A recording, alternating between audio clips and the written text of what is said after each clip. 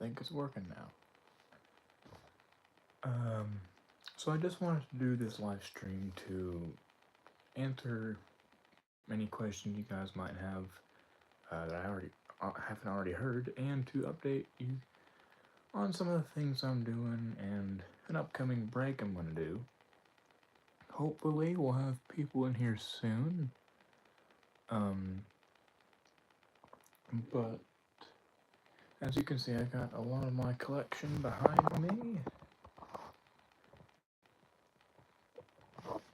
See that camera back there? That's the one I used to film in Dealey Plaza. Oh, we have someone. All right.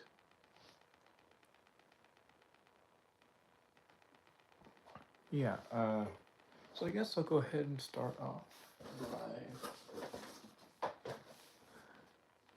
showing you all the film I have to develop. Some of those are Dealey Plaza, some of those just personal stuff. Yeah, I think this one and these are Dealey Plaza. I have one roll left that I haven't shot. Oh wow, we have more people. Okay. I was going to use this camera, but crapped out on me when I was going to use it, and now I don't have time to buy any film. It's a old Bauhaus Filmo 70DA. The kind like the news photographers used to use. Cameraman.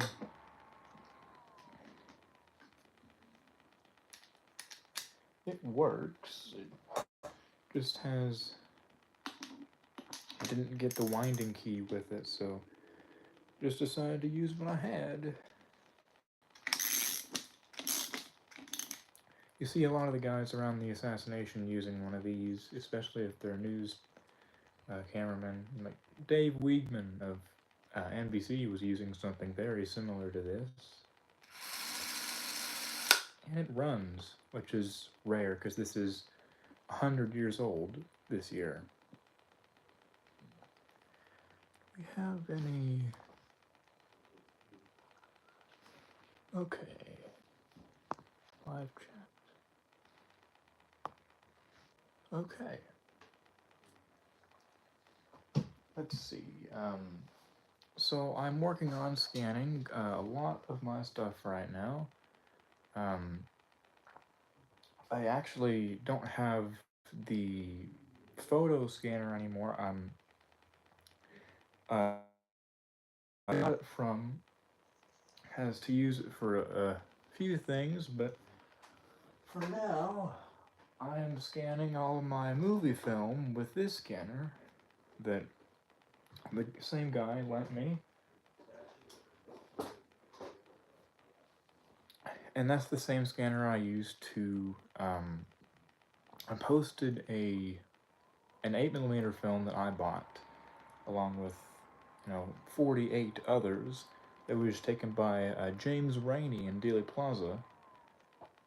I'm going to grab that. It is this one.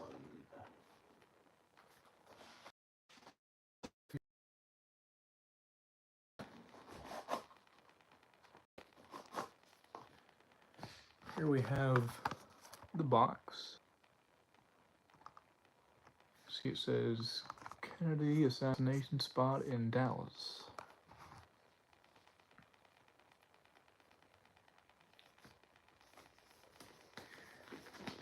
Just gotta put the gloves on so I don't get fingerprints all over it.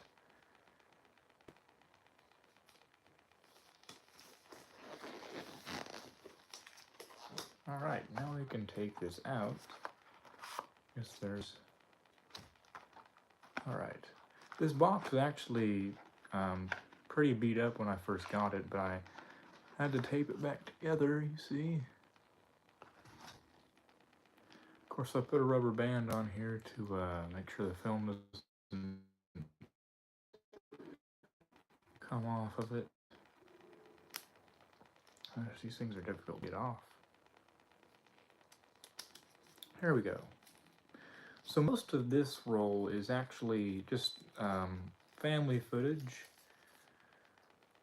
See there, it starts pretty dark actually. The box labeled as the first thing on the reel is Christmas 1962. Says Christmas 1962, Kenny and Galveston, and Kennedy's assassination spot in Dallas. But yes, this is the film I posted of Dealey Plaza on November 23rd, 1963. I'm still trying to find out what company made these boxes, because I think that this is a roll of Kodachrome. Let me check. I don't know that for sure, but I'll try and identify every film I get. Yeah, it's Kodachrome, but that's not a Kodak box. I don't know. Any of you guys are welcome to help me out identify any of this stuff I have, because I try and do my research, but I don't always find everything.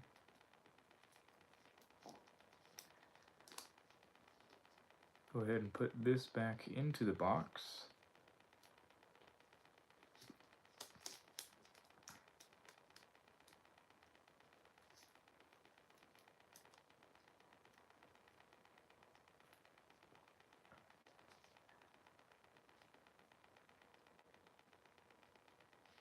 Forgive me while I... Gosh, come on.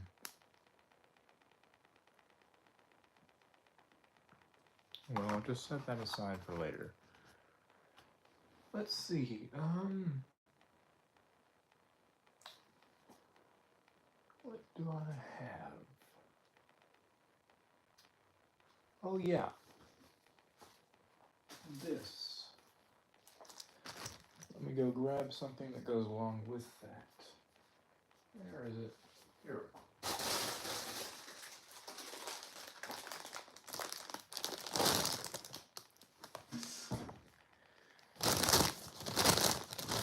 Let me get this thing out of this bag it's in. This is a reel of film that I scanned most of it, and I put it up, I think, a few weeks ago, and its story is very fascinating to me, because so the person that lent this to me, Kenneth, I've done a few videos with him now.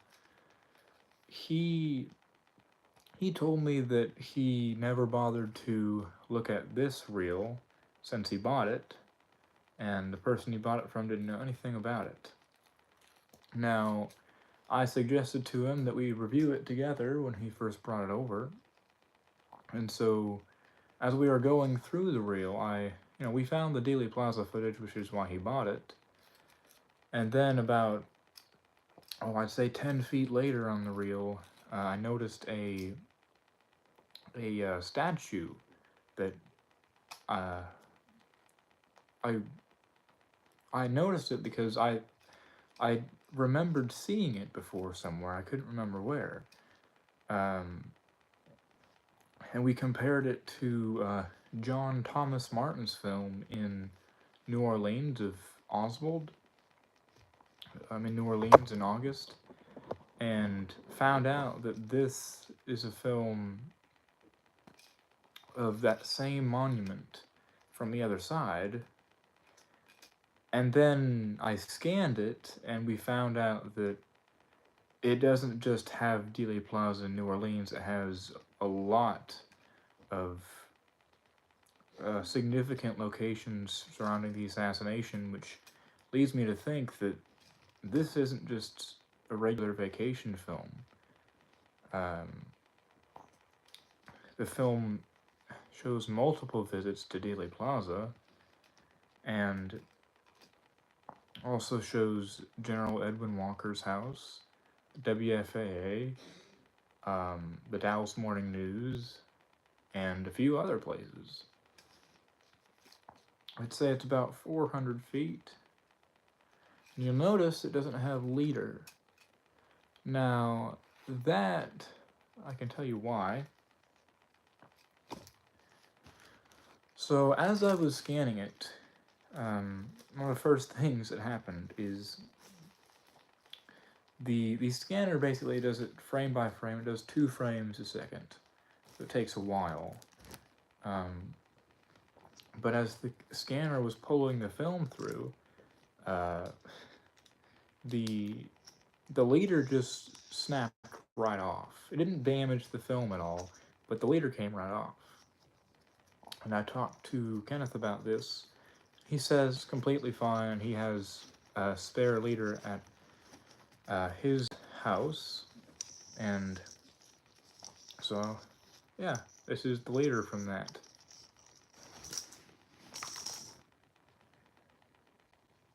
But yeah, I just thought that was a very interesting film that he got a hold of. It's on a blue reel. I've discussed this several times with a few people that were interested, including Rob Clark, who runs the Lone Gunman podcast. You should really check that out if you're interested. It's great stuff on there.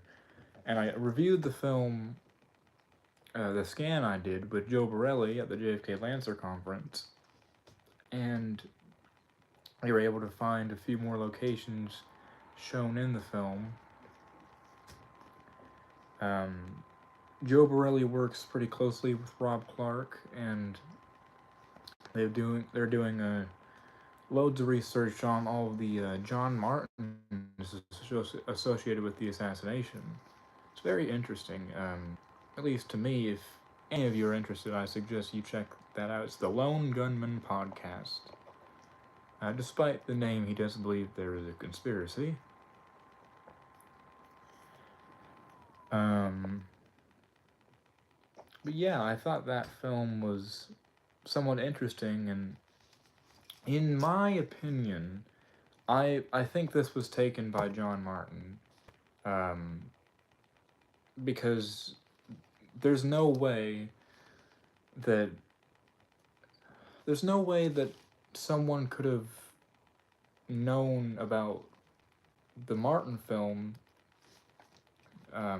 and visited all these significant places in late 63 or early 64, and the only person that knew about the Martin film at the time. And if you go review the scan I did, the film does suggest that this person knows more than the average person about the assassination.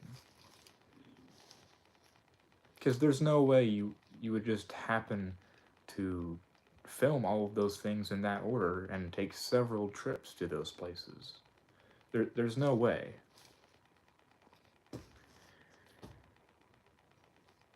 Hmm. I recently set up a few interviews for a book that I'm working on called Memories of the Kennedys. Well, that's the title for now. Um, a few interesting guys. One named Albert Volterra. Um, he's a Mexican. Who's he posted his photo of the Dallas motorcade on Facebook on the anniversary of the shooting, and I just happened to see this and contacted him about his photo, because he had taken one of the cameras from his school, um, and taken a black and white photo on at the intersection of Harwood and Live Oak. Um, and then he ran back to his school with the film, and by the time he developed the film and printed the photo, I guess he had already been shot.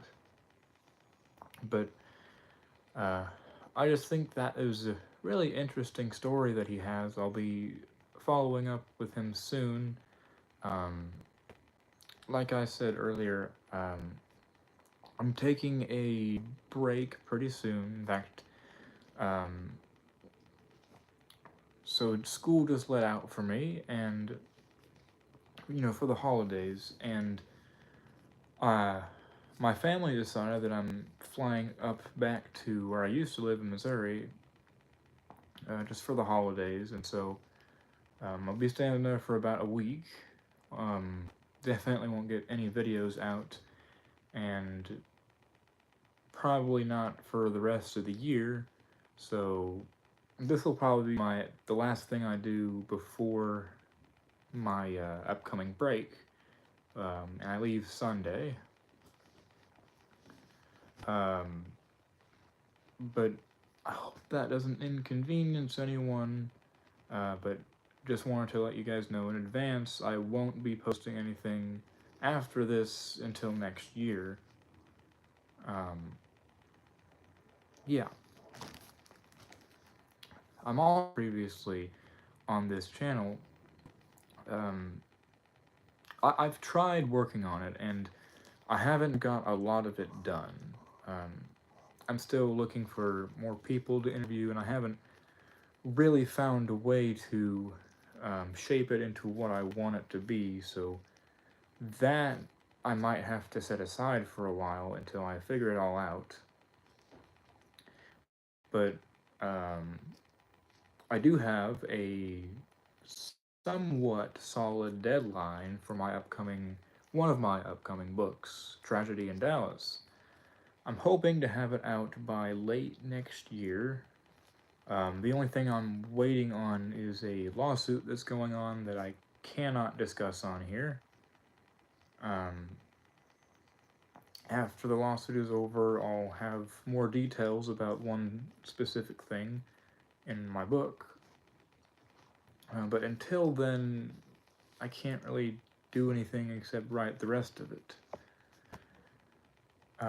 But apart from that, it is very, very, very close to being finished. Um, of course, I'm working on a few other books as well. I talked about two of the ones I'm doing. Um, of course, I have a few others, but those are nowhere near as done as the first two. Uh,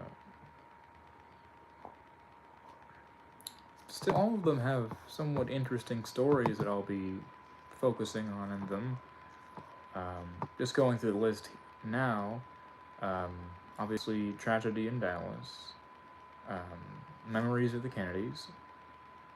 I'm going to write one called From Dallas to the Deep, which will focus on the whole Edward Bray story. Uh, I've discussed it previously, and I've done a lot of research into it. You can go back and watch. Um, it's in one of the videos that I have. And then I found something pretty interesting. It's not necessarily related to the assassination, but um, I'm writing a book called The Beating of Mo Levy.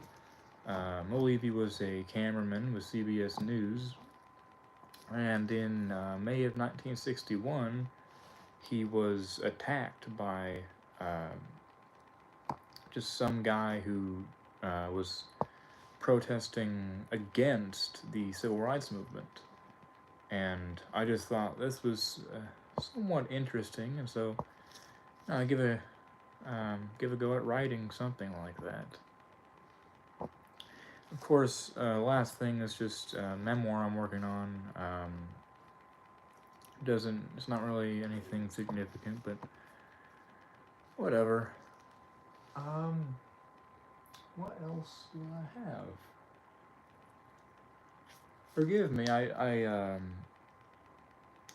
I really should have come into this prepared about what I was going to talk about. Oh yeah, I discovered when going through some of these films that I bought, the um, the 49 that I posted about a while ago. Some of them aren't the originals.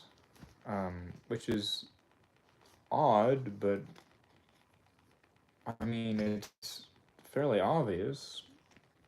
So I'll go ahead and compare two films I have in my collection. Of course, the one of Dealey Plaza is the original because it has the images between the sprockets. This one right here, just to show you guys what an original film looks like. This, I don't know if you can see it, but you can see the images between the sprockets, which is only on the original film. You can see, yeah, that is only on the original film. Then, you wind this back up.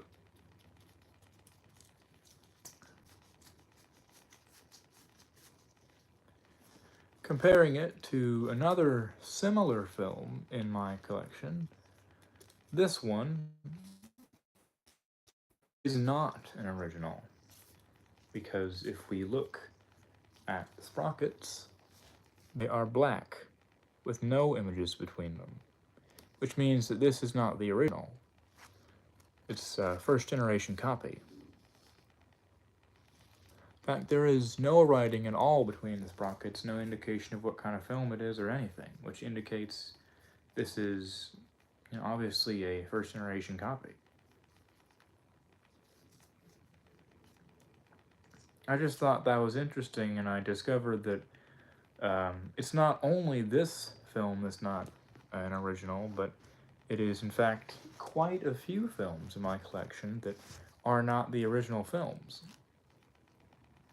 I've only found about 10 so far that aren't the originals, but there may be more.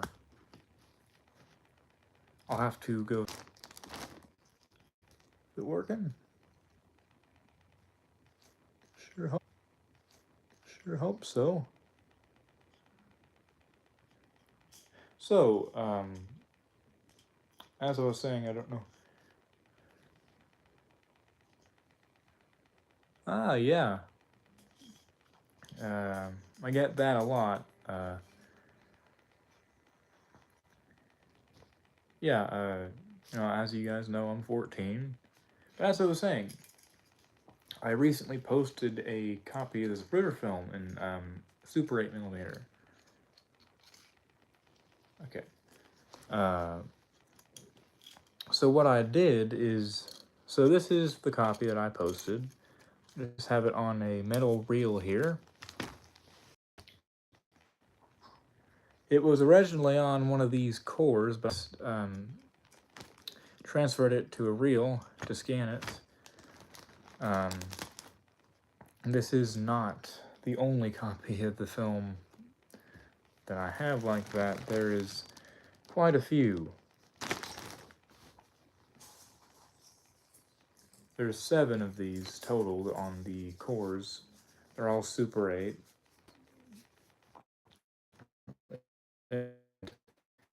I think there's 3 that I have right now.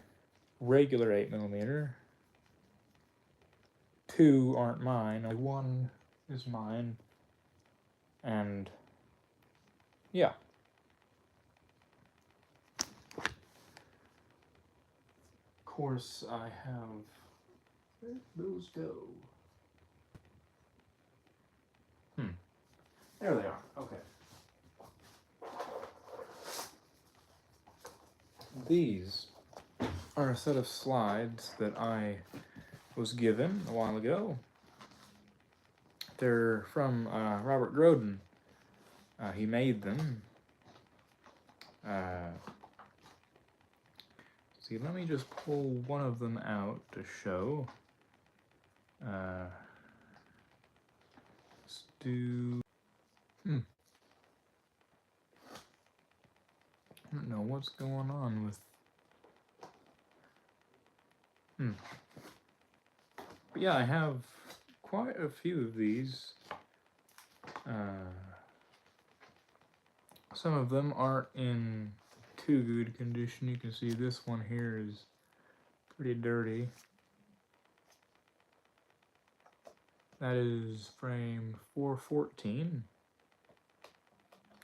These were all made by a photo lab up in New York called Berkey K&L, and I have, I guess, sensibly,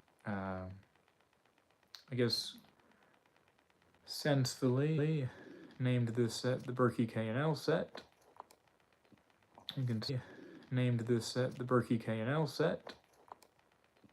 You can see the, yeah. I actually have quite a few of these slides of the splitter film. They're not all the best quality, and a lot of them are severely color faded, and the eyes faded, but I have quite a few of them. Okay, there it is. Have this bag that's completely, oh crap. This bag is completely full of these things. Not complete, but there's quite a few in there. They're all from the splitter film. Some are blow ups, some are full frames, some, yeah, like that one.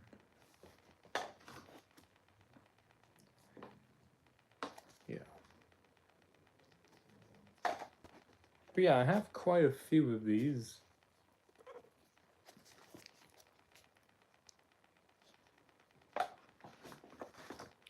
And I'm working on scanning all of them, but of course it's going to take a while. I have about 2,000 slides to scan right now.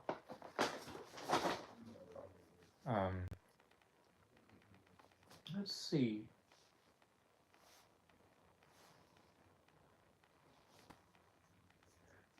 I got in contact with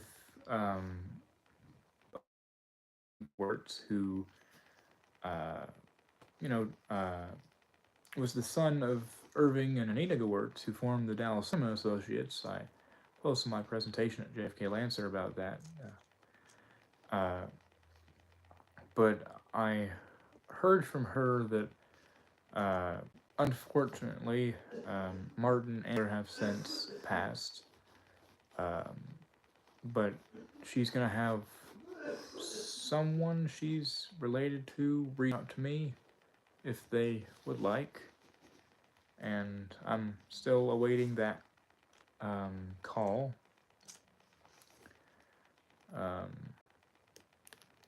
I've set up a few, as I said before, I set up a few phone interviews with some people who remember their experiences.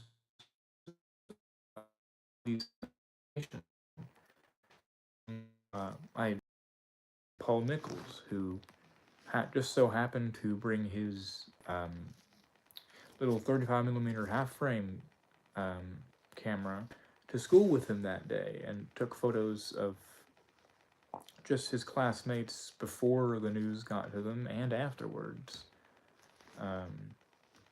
And I'm still discussing with him about whether or not I can use the photos in my book, but I just think his photos are very, very, unique and interesting to see.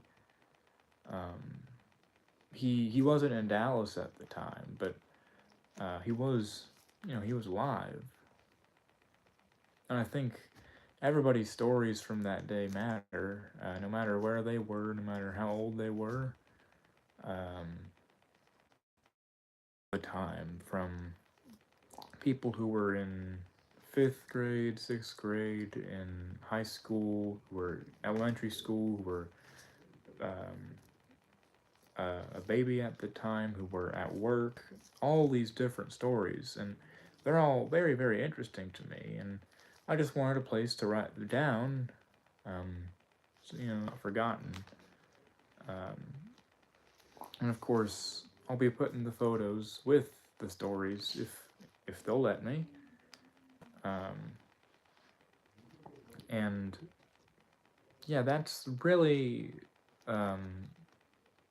why I've chosen to write this book. And I found quite a few stories from that day, but people that are still alive that have stories from that day, and that's somewhat unfortunate, but it's just a fact because as time goes on, yeah, thank you. Uh, as I was saying, as time goes on, more and more people um, pass away or don't remember what happened that day. And so I think it's important to preserve some of these stories in this book I'm writing. And as I said before, I've reached out to quite a few people, um, not just about the assassination, but about seeing and interacting with the Kennedy family back then. All stories that are very interesting to me, and yeah, that's kind of an overview of this book. Um, I don't know when I'm going to publish it, but hopefully, um, maybe around the same time as Tragedy in Dallas, being late next year. See what I can come up with by then. I mean that's really it. I don't have much else than what I've already said. Um, unless you guys want me to just show you everything I have in my collection, which will take a while. Um, but yeah, that's pretty much it. As I said before, I'll be taking a break pretty soon from YouTube just to spend time with my family. But I'll be right back. Uh, a Wegman film. What about it? Uh, do I have a copy of it? I don't. I have um, 35mm slides from the film. I mean, I can try and find them. So,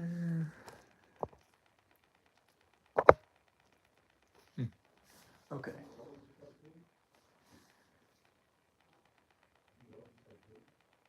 The original Wegman film. Oh, you're here, Dennis. I didn't realize.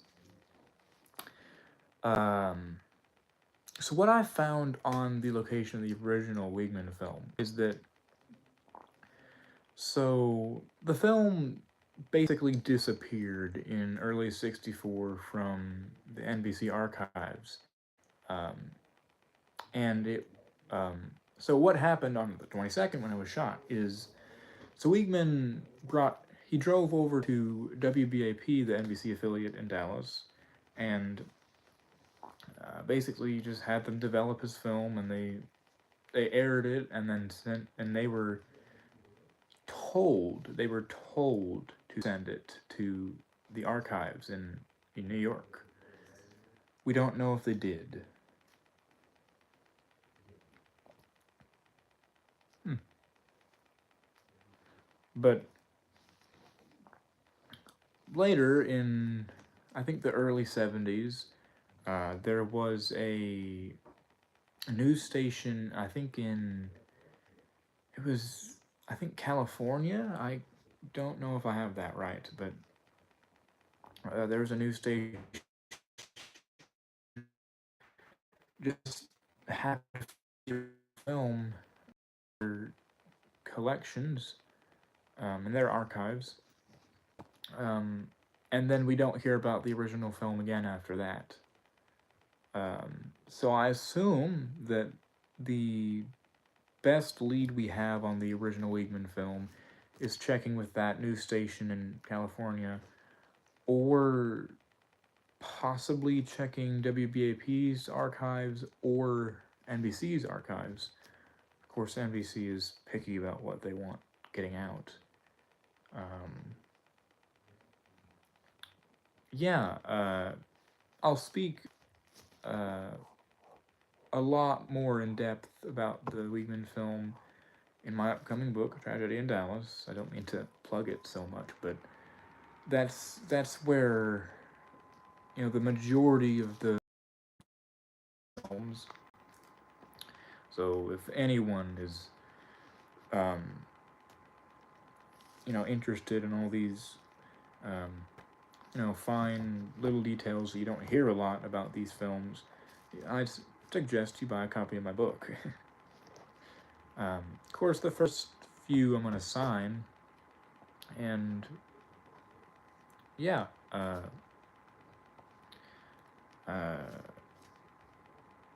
I really can't talk much about my book right now because first of all I don't have it figured out fully, and besides what's in it, I don't know how much it'll cost, though I'll try and make it cheap. Um, but yeah, if anyone has any more questions, go ahead and ask them. Um, if not, I'm probably gonna hop off of here soon and enjoy my break. Uh, yeah, if anyone has any questions, I'd love to answer them.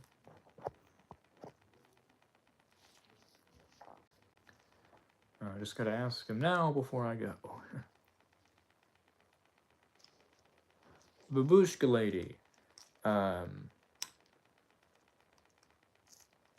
yes, you're welcome, Dennis. Babushka lady, so with that, what I think about that is, so I think her film could very well be discovered somewhat soon. Um, though I kind of, although there's a lot of theories about, you know, who she was she holding a movie or still camera? I I have to side with the most reasonable and evidence-based opinion, which is that she wasn't Beverly Oliver and had a still camera, because there is so much evidence to support that. It's basically been proven, because Beverly Oliver's stories do not match up with what we see um, of the Babushka lady surrounding the assassination. I talked with Kenneth Sedeker, who I previously discussed, and he told me that she said that she stepped the yellow paint on, I think, the thing. I guess tried to wipe it off of her shoe. Hmm. Anyways, yeah, she said that she stepped in this yellow paint and tried to wipe it off of her shoe in the grass. What's interesting is that she showed this, her shoes, and so most reasonable people would, if you step in something, you're most likely going to, you know, try to rub it off in the grass, moving your foot forward and backward. Um, what's interesting is that the yellow paint on the bottom of the shoe was it was smeared left to right, which does not make any sense if she was trying to wipe it off. Um, so, I mean, really, it's just think about that. Like, doesn't that at least prove that she's not always a very good source of information? Um, but obviously there was, I don't know if too many people have heard this story, but there was guy that worked at the Kodak lab, where Zapruder took his film, and this guy, he said that a lady that brought in her film and had them develop it, and it was slide film, like 35 millimeter, most likely, and she was accompanied by a few, I think, FBI agents, he said, and when they saw the photo that she had, they were quite because it was blurry and you couldn't really tell much, and so she took her photo with her and just went home, and no one ever saw her again. I think that's yeah. Thank you for the compliments. uh, yeah, I do get a lot of compliments saying, a lot of people don't even think that I'm 14. I am. I was born in 2009, and yeah, it's funny what people, yeah.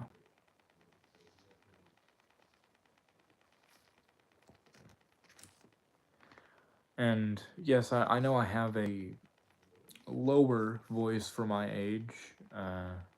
It's just something I naturally developed. uh, and, I try and speak pretty clearly because, um, I talk with a lot of older people a lot. I don't really have too many friends at school. Um, Obviously because, I'm fucking obsessed with this stuff and people think I'm crazy. um, Grow my vocabulary and speak clearer, um, just so people don't, just because I am younger doesn't mean, I seem younger, if that makes any sense at all. Um,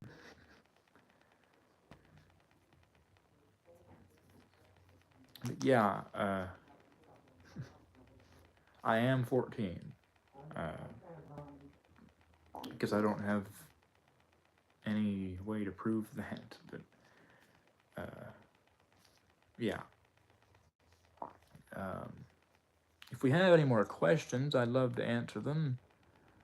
Looks like we have 5 people here. Get the hair out of my face. Let's see. Oh, I completely forgot about this project that I was going to work on. Yeah, you're very welcome for all the work I do. As I was saying, I came up with an idea as so I'm starting to get paid for some of these videos I'm putting up, and although I don't want to disclose the exact amount of money I have right now, it's a few $100s, which is pretty good. And so I've decided to use some of that and partially fundraise for it to um, reshoot a lot of the home movies in Dealey Plaza that we're in, as well as some of the photos around the assassination. Um, yeah, I haven't listened to that podcast yet, unfortunately. Anyways, so I'll be reshooting all these home movies in Dealey Plaza with 8mm film, in not the exact camera, but the model.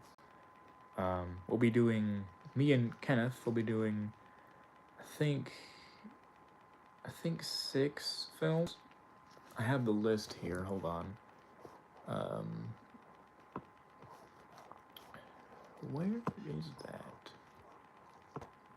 I have a list of all the films that we'll be reshooting.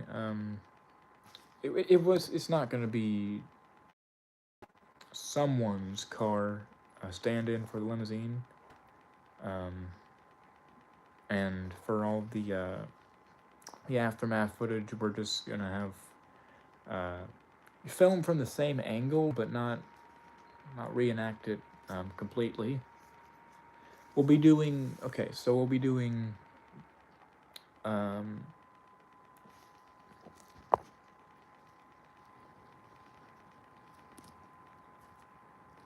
honored to help never again. Wow. Huh. But so we will be first. I came up with. We'll be doing. So a lot of people have heard Gordon Arnold's story of supposedly shooting a film in Dealey Plaza. I don't know what I think about that. I don't know if I believe him. But I mean, we have a camera very similar, or exactly the same model as the camera he supposedly used, um, and we know about where uh, he supposedly filmed from, and we're just first we're gonna take film from, and I'm just calling um, Arnold 1. They're just all Arnold 1, 2, and 3. Arnold 1 is up on the underpass, triple underpass, where he was originally going to film from when he was supposedly stopped by that the uh, the guy the guy that stopped him. You can go listen to his interview. Um, then we're gonna film from Arnold 2, which is just behind the picket fence, and then Arnold 3, which is where he supposedly was when the assassination actually took place, which is just about 3 or 4 feet in front of the fence. I've stood there and I took a photo from there during my first visit to Dealey Plaza. In fact, I have the negatives around here somewhere because I used I used a 35mm camera. This one that I was lent. It's a replica, or it's exactly the same model as James Altgen. Um, he used. Let me go grab the negatives.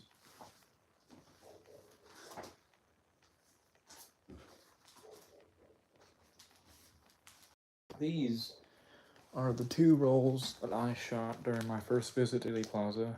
One's black and white, one's color. Um, yes, I use film for a lot of my photography. I don't like digital. Yeah, here are the negatives. This was earlier this year, in August, when I first came down here. Yeah, I took a photo from Gordon Arnold's position. Anyways, I guess before we get to yeah,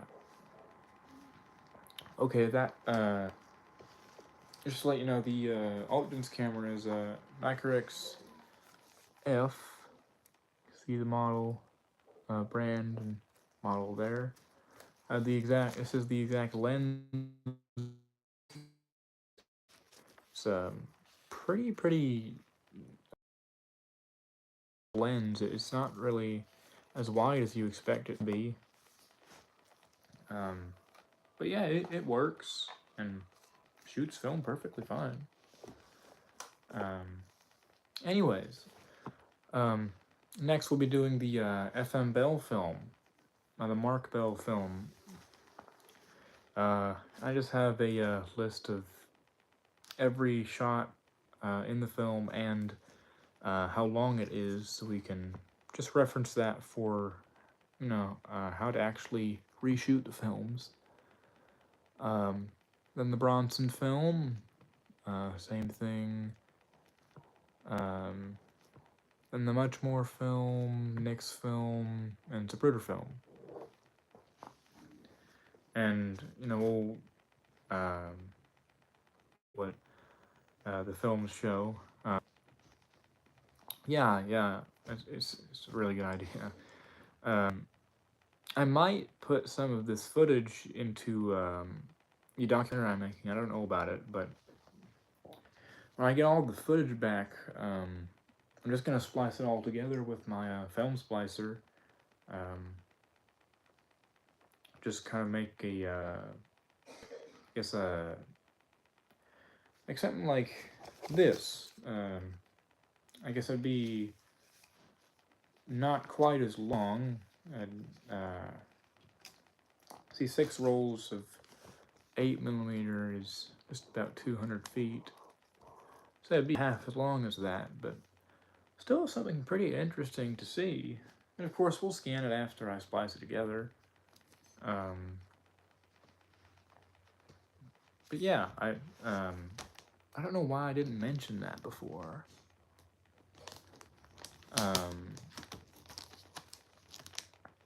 Yeah. First, there's my black and white negatives. Those I didn't use the same camera for. There.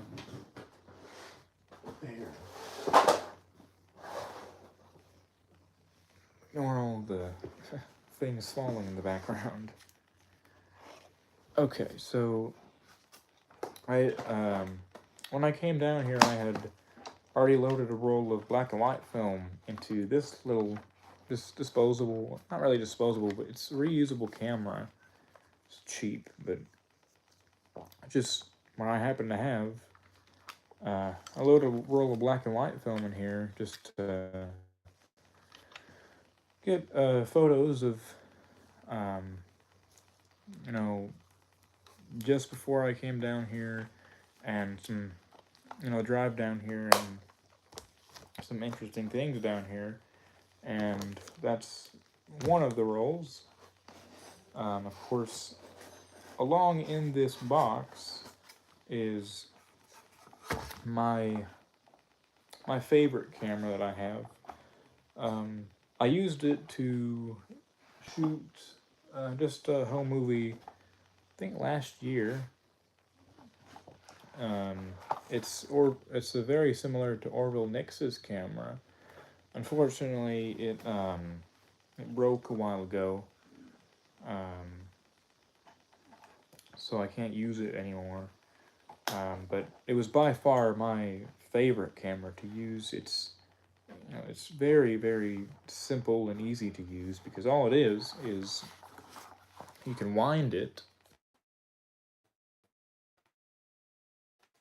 and there's this. If you load the film correctly, it'll be fine. Like, there's not much that you can do wrong with this kind of camera. I actually have the original canister the film came in. It was just a roll of Ektachrome 100D. I have all the stuff that came with the camera when I got it, and yeah, that's all just personal stuff I keep for sentimental reasons. Just keep it in this kind of shoebox. Yeah, it's very unfortunate that Harry Livingston passed away. I don't know when he did, but I know not too long ago, was it? I don't think so. But yeah, he was very, very, very, very good researcher. I've talked with a lot of people who knew him. Okay, 2015. Yeah, I talked with a lot of people who knew him when he was alive, including Todd Vaughn, who I've became great friends with now, and we discuss several things around the assassination. He helps me a lot, and if you're watching this, Todd, I really, really appreciate everything you do. Um, and it's so great to be able to, have the the opportunity to work with you. But when I phone conversation with Todd, I noticed that he kind of sounds similar to Harry um, Livingston, and uh, I guess he was kind of surprised by this. So I sent him the just a recording of a phone call that Harry made to Angela Parker. I previously posted it on here, and it is. I just. It's strange how similar their voices are. They're uh, both have, I guess, not really a similar accent. They don't like. They speak very, very clearly, which is something I'm trying to do. Uh, and yeah, I just thought that was kind of interesting. Yes, as I was saying, there's a lot of great people in the Kennedy assassination community. Um, a lot of people that I admire, um, such as Robert Groden, Todd Vaughn, um, a few others I can't recall right now. But I've met um, been a few that um, I guess were not great, but I mean, there's always going to be those kind of people. Um, but yeah, I have met a lot of very, very great people in all this research, and I mean, I love talking with these people because it's so interesting to hear, um, their stories about all their research. Because I first heard of a lot of these people just reading, documents and books that I got. Like I first heard of Todd Vaughn when I found his motorcade schematic he made, the Dallas motorcade. He published it back in the 90s. I found a scanned version of it in the Harold Weisberg archive online. And um, yeah, I could tell this guy had done his research. He had really done his research. And I started seeing his name pop up in a few other books, documents, and things I've read. Um, and then I noticed him on Facebook and decided to shoot him a message. Um, and um, now uh, we know each other quite well, and he's actually going to have me scan his copy of the Spruder film he got from Mark Lane, and he's giving me a few of the things he has in his collection, as well as he's going to have me scan a lot of his 35mm slides that he has.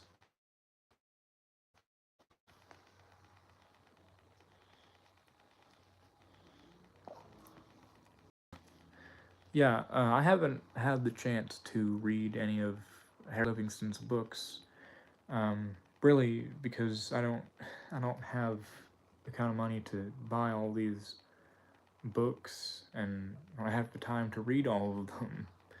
Um, but eventually I'll get to it. Um, but yeah, I've gone through the Dealey Plaza UK archive, um, and listened to a lot of his phone calls he made, read a lot of the documents that he wrote, and he was a great guy, and he knew what he was talking about. Um, I mean, that's really all that I can say about Harry because I never had the chance to meet him in person. I don't. Um,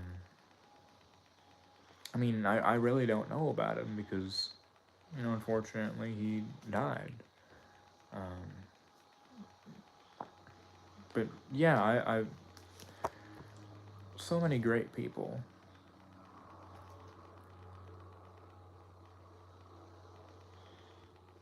Of course, I have the opportunity to meet um, a lot more of these older researchers pretty soon. Sometime within the next year, I might meet Gary Shaw.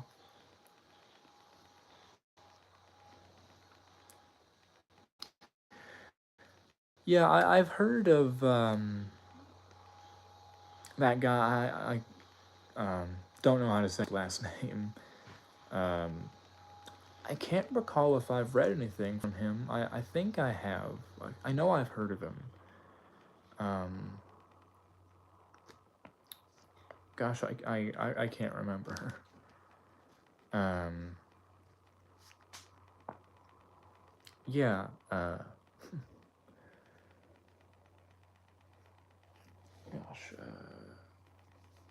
What else do I? Oh yeah, I got a lot of free books from the conference.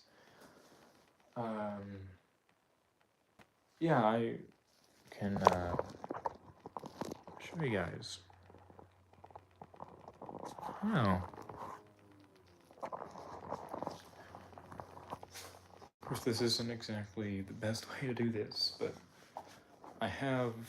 This is just a big shelf of all the crap I have related to the assassination.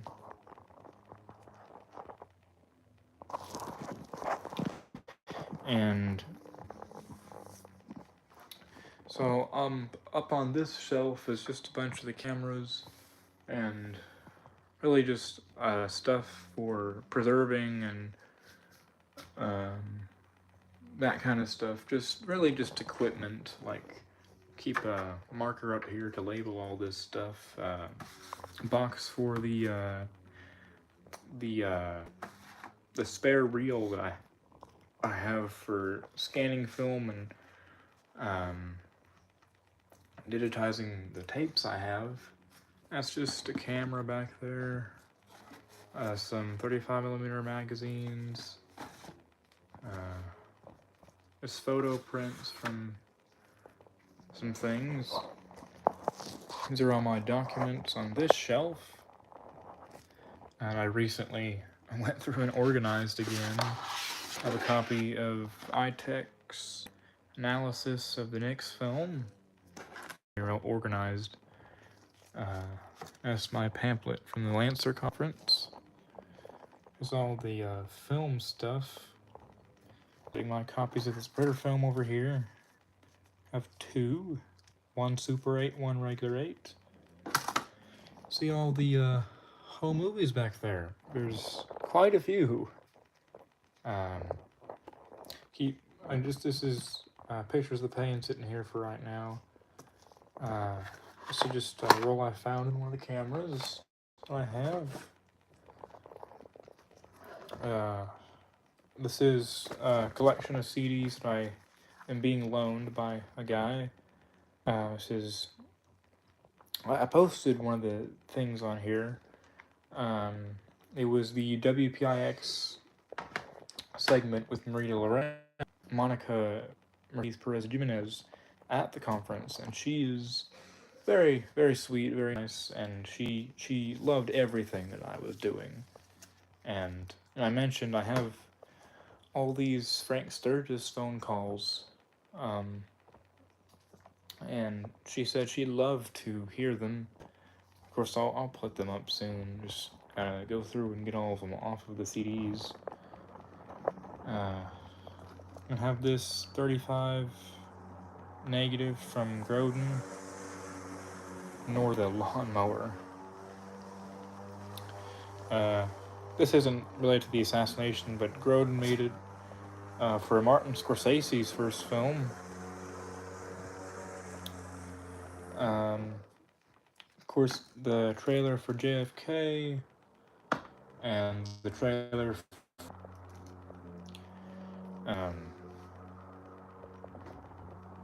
Moving on, we have this shelf with these are all the tapes I have. This is 4 Days That Shocked the World. This floppy, a bunch of CDs, DVDs, audio tapes. Yeah. And then down here we have all of the JFK books I have. A lot of them are signed. This is signed, that's signed, that and that one, that one, that one. I think that's it. These two are Gail Nix Jackson's, and I had a great time. I had a great time meeting Gail at the conference. She just happened to show up, and I had her sign my copy of her first book, and she gave me a signed copy of her second book. She is a great person, and she's going to let me scan the rest of the Nix films from Orville Nix that people don't talk about a lot. Not of the assassination, but the rest of the home movies from the family, including all those times he went up to Love Field and just got footage of the planes taken off. But here, she inscribed this personally to me. It says, "Dearest Alex, your search for truth gives me hope for the future. Never stop, Gail Nix Jackson." And of course, the other one says, "To Alex, God bless your search." I also had Doug Campbell sign it.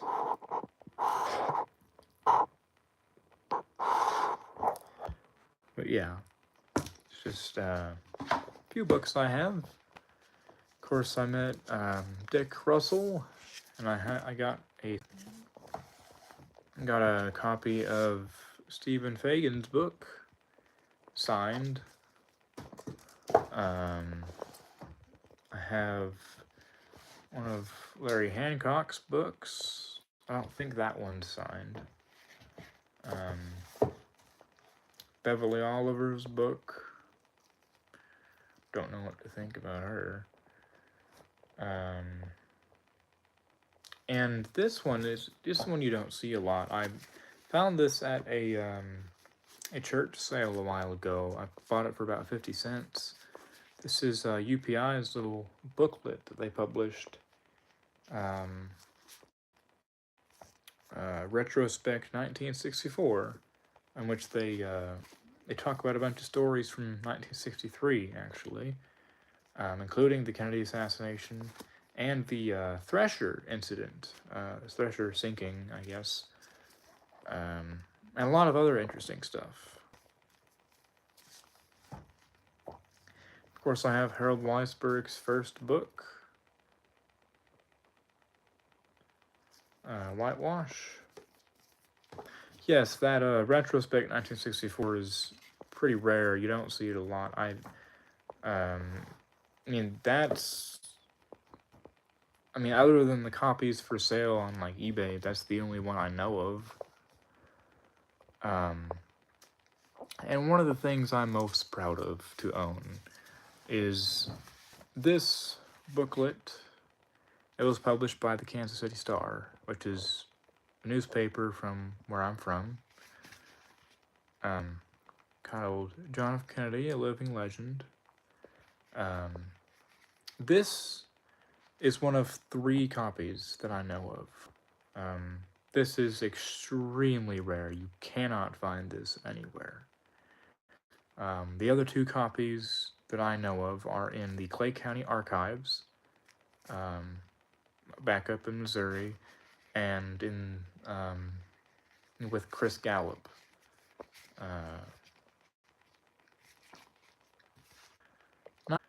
Not related to the assassination at all, but I just collect antique books. Oh, the oldest one I have is from 1867, which I'm trying to get restored right now. How did I get interested in the assassination? So it was actually this bigger film for the first time back in 1. I just happened to stumble across it. Um, if you want to learn more about kind of the story of all my research, you can listen to the Ocelli Effect, by Chuck Ocelli, who I also met at the conference. He actually gave me a bunch of business cards to hand out. That's those are the Lone Gunman podcast ones. But yeah, Chuck Ocelli gave me those. He's a really great guy. He's legally blind. He can still see partially, but not near as well as not as anyone else. I mean, he and I helped a lot with all the stuff at the conference, and if you were there or happened to see the live stream they're doing, we weren't.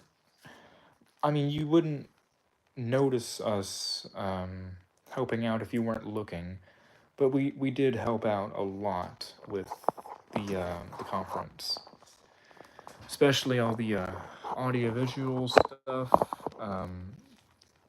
Both him and me got up on the microphone, had to do the mic check. Of course, he did all the announcing of the introducing the speakers, and I was the last one that he announced, or I guess introduced. I think his throat started hurting a lot on the last day of the conference, and so I was the last person he introduced.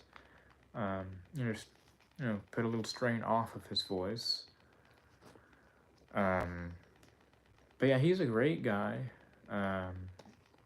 He's trying to find a time to have me on the Ocelli Effect sometime soon. And of course, we're all busy, and in fact, I'm going to be on a few podcasts hopefully soon, including the Lone Gunman podcast, the Ocelli Effect, Quick Hits, maybe a few others if people get in contact. But those are the main ones that I know about right now that I'm looking forward to. But I guess that about concludes this live stream. I don't have anything else to say, really. Everything else I've already. It's not really significant. So, unless there are any more questions, I will take off.